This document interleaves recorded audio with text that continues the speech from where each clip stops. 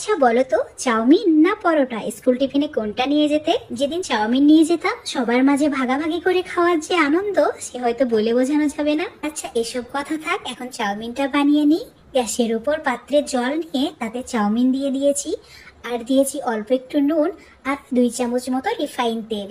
80% মতো সেদ্ধ করে নিয়ে ঠান্ডা জল দিয়ে খুব ভালোভাবে ধুয়ে রেখে দিতে হবে, মানে জলটাকে ভালোভাবে ঝরিয়ে নিতে হবে। তো এখন কড়াইয়ে রিফাইন তেল দিয়ে তেল গরম হয়ে গেলে দিয়ে দাও 2টি ডিম।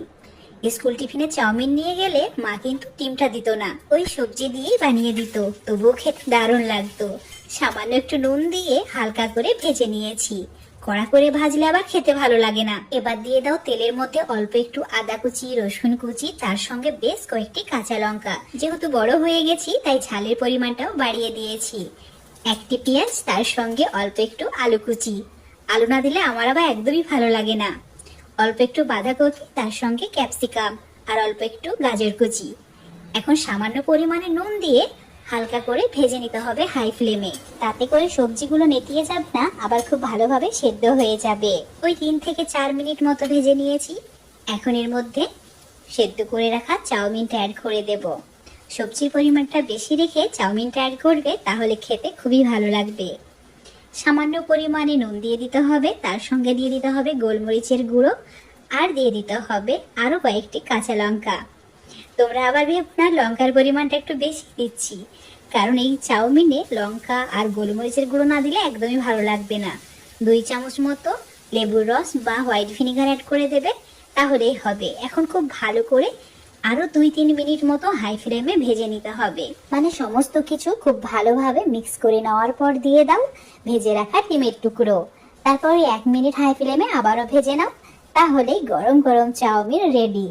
এই এগ চাউটা খেতে খুবই ভালো লাগে। এর সঙ্গ দেওয়ার জন্য অল্প একটু টমেটো সস, তার সঙ্গে থাকে যদি শসা পেঁয়াজ কুচি, তাহলে তো কোনো কথাই হবে না, একদমই হয়ে যায় জমজমাট। একটা মজার বিষয় কি জানো তো, মা বানাতো আমার জন্য আর আমি এখন মায়ের জায়গায়, কিন্তু চাউমিনটা একই রয়ে গেছে।